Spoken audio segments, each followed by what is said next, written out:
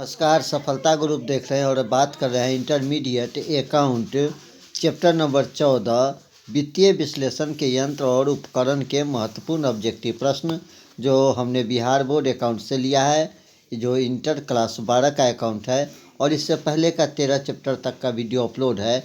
अगर अभी तक आपने नहीं देखा है तो जाके उसे देख लीजिए। तो चलिए बगैर देर किए हुए शुरू करते हैं Bihar board intermediate account chapter number 14 के कुछ महत्वपूर्ण ऑब्जेक्टिव प्रश्न जो आपके परीक्षा के लिए काफ़ी महत्वपूर्ण है। समान आकार के आर्थिक चिट्ठे में कुल क्षमता एवं दायित्व को किसके बराबर माना जाता है? महत्वपूर्ण सब्जेक्ट। तो सही आंसर आपको एक का जो है यहाँ पर ऑप्शन नंबर बी जो है बिल्कुल सही हो जाएगा। 100 हमारा सही आंसर हो जाएगा।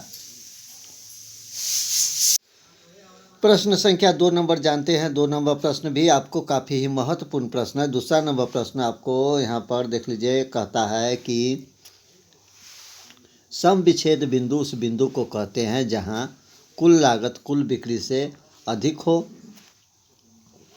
कुल लागत कुल बिक्री से कम हो, कुल लागत कुल बिक्री से आधी हो और कुल लागत कुल बिक्री के बराबर हो। तो हमारा सही आंसर यहाँ पर ऑप्शन नंबर जो है 2 का जो ऑप्शन नंबर डी हमारा सही हो जाएगा।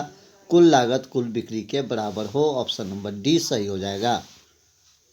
तीसरा नंबर प्रश्न को जानते हैं। प्रवृत्ति प्रतिशत की गणना के लिए किसी भी वर्ष को चुना जा सकता है। ऑप्शन नंबर ए को देखिए, चालू वर्ष, गत वर्ष, आधार वर्ष और डी इनमें से कोई नहीं। तो 3 का आपको सही आंसर ऑप्शन नंबर सी सही हो जाएगा यहाँ पर, आधार वर्ष। 4 नंबर प्रश्न को जानते हैं। 4 नंबर प्रश्न यहाँ पर कहता है क्षैतिज विश्लेषण जाना जाता है गतिशील विश्लेषण, संरचनात्मक विश्लेषण, स्थैतिक विश्लेषण और डी इनमें से कोई भी नहीं। तो 4 का आपको सही आंसर ऑप्शन नंबर ए सही हो जाएगा, गतिशील विश्लेषण।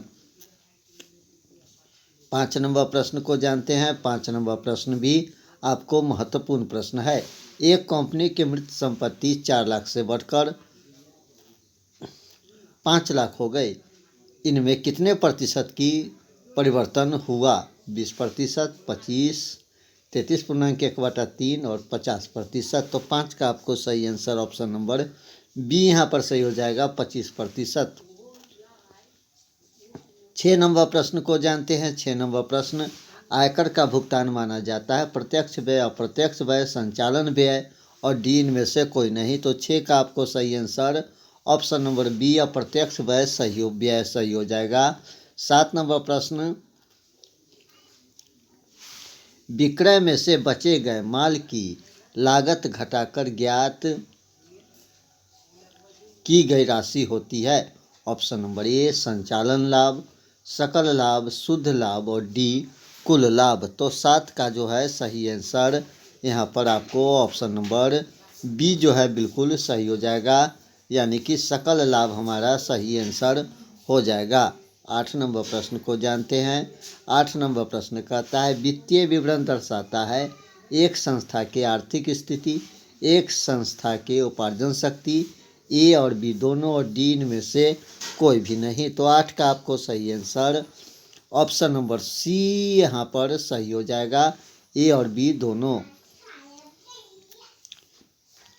9 नंबर प्रश्न को जानते हैं। 9 नंबर प्रश्न एक अंशधारी द्वारा वित्तीय विवरण का विश्लेषण उदाहरण है बाह्य विश्लेषण का, आंतरिक विश्लेषण का, लंबवत विश्लेषण का और क्षैतिज विश्लेषण का। तो 9 का आपको सही आंसर ऑप्शन नंबर ए यहाँ पर सही हो जाएगा, बाह्य विश्लेषण का। 10 नंबर प्रश्न को जानते हैं। 10 नंबर प्रश्न वित्तीय विश्लेषण के लिए उपक्रम समानता प्रयुक्त है तुलनात्मक विवरण, सामान्य आयकर विवरण, लेखांकन अनुपात और डी उपयुक्त सभी। तो 10 का सही आंसर ऑप्शन नंबर डी यहाँ पर सही हो जाएगा, उपयुक्त सभी। 11 नंबर प्रश्न को जानते हैं। 11 नंबर प्रश्न समरूप विवरण को निम्नलिखित के नाम से जाना जाता है गतिशील विश्लेषण, क्षैतिज समांतर विश्लेषण, लंबवत शीर्षक विश्लेषण और बाह्य विश्लेषण। तो 11 का आपको सही आंसर ऑप्शन नंबर सी यहाँ पर सही हो जाएगा, लंबवत शीर्ष विश्लेषण। चलिए 12 नंबर प्रश्न को जानते हैं। 12 नंबर प्रश्न भी महत्वपूर्ण है। वित्तीय विवरण की तुलना के लिए उपकरण है तुलनात्मक आर्थिक चिट्ठा, तुलनात्मक आय विवरण, समरूप विवरण और डी उपयुक्त सभी। तो सही आंसर हमारा यहाँ पर जो हो जाएगा 12 का आपको ऑप्शन नंबर डी यहाँ पर सही हो जाएगा। ऑप्शन नंबर डी देख लीजिए, उपयुक्त सभी हमारा सही आंसर हो गया, ऑप्शन नंबर डी। 13 नंबर प्रश्न को जानते हैं। 13 नंबर प्रश्न भी महत्वपूर्ण प्रश्न है। तुलनात्मक विवरण को यह भी कहते हैं कार्यशील विश्लेषण, क्षैतिज समांतर विश्लेषण, लंबवत विश्लेषण और बाह्य विश्लेषण। तो 13 का जो है सही आंसर आपको ऑप्शन नंबर बी यहाँ पर सही हो जाएगा, क्षैतिज समांतर विश्लेषण। 14 नंबर प्रश्न को जानते हैं। 14 नंबर प्रश्न को देख लीजिए। 14 नंबर प्रश्न आपको कहता है निम्न में से कौन सी वित्तीय विवरण की विश्लेषण की विधि नहीं है? अनुपात विश्लेषण, तुलनात्मक विश्लेषण, प्रवृत्ति विश्लेषण, पूंजीकरण विधि। तो 14 का जो है सही आंसर आपको ऑप्शन नंबर डी यहाँ पर सही हो जाएगा, पूंजीकरण विधि। 15 नंबर प्रश्न को जानते हैं। 15 नंबर प्रश्न यदि एक फर्म की कुल संपत्ति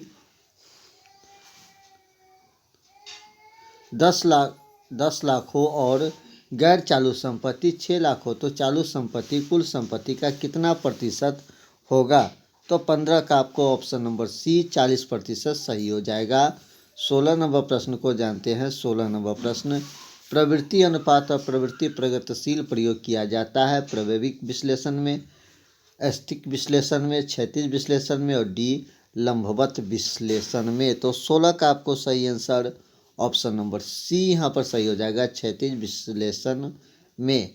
17 नंबर प्रश्न को जानते हैं। 17 नंबर प्रश्न यदि एक फर्म की कुल संपत्ति 12 लाख हो और गैर चालू संपत्ति 9 लाख हो तो गैर चालू संपत्ति की कुल संपत्ति का कितना प्रतिशत होगा? 50%, 75%, 25%, 80%। तो 17 का आपको सही आंसर ऑप्शन नंबर यहाँ पर बी हो जाएगा, 75% हमारा सही आंसर हो जाएगा।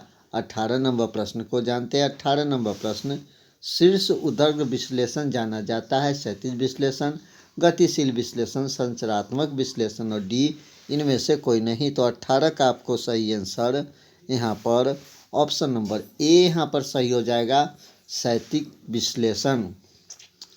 19 नंबर प्रश्न को जानते हैं। 19 नंबर प्रश्न कहता है वित्तीय विवरण का निर्वाचन में शामिल होता है आलोचना एवं विश्लेषण, तुलनात्मक एवं प्रवृत्ति अध्ययन, निष्कर्ष निकालना और डी उपयुक्त सभी। तो 19 का आपको सही आंसर ऑप्शन नंबर डी यहाँ पर सही हो जाएगा, उपयुक्त सभी।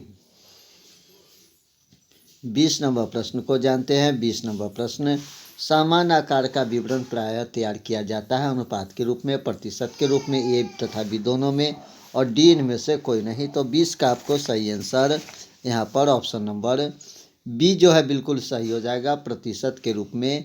21 नंबर प्रश्न को जानते हैं। 21 नंबर प्रश्न भी महत्वपूर्ण प्रश्न है। तुलनात्मक वित्तीय विश्लेषण प्रक्रिया किस विवरण के मदों को तुलना को दर्शाता? आर्थिक चिट्ठा, लाभानी विवरण, ये भी दोनों और डी इनमें से कोई नहीं। तो 21 का आपको सही आंसर ऑप्शन नंबर सी यहाँ पर सही हो जाएगा, ऑप्शन नंबर सी यहाँ पर सही हो जाएगा, ये तथा बी दोनों। चलिए 22 नंबर प्रश्न को जानते हैं। 22 नंबर प्रश्न वर्ष 2020 में कंपनी का अंशधारी कोष 8 लाख था और यह वर्ष 2021 में 1,20,000 हो गया तो कितने प्रतिशत परिवर्तन हुए? तो 22 का आपको सही आंसर ऑप्शन नंबर सी सही हो जाएगा, 50%। 50%। 23 नंबर प्रश्न को जानते हैं। 23 नंबर प्रश्न कहता है एक कंपनी के शुद्ध विक्रय 15 लाख बिक्रे हुए माल की लागत 10 लाख और अप्रत्यक्ष व्यय 3 लाख हो तो सकल लाभ की राशि होगी। तो 23 का आपको सही answer option number C 2 lakh रुपया जो है सही हो जाएगा। तो ये था कुछ महत्वपूर्ण ऑब्जेक्टिव प्रश्न अकाउंट का। मिलते हैं अगले वीडियो में, तब तक इजाज़त, नमस्कार, जय हिंद।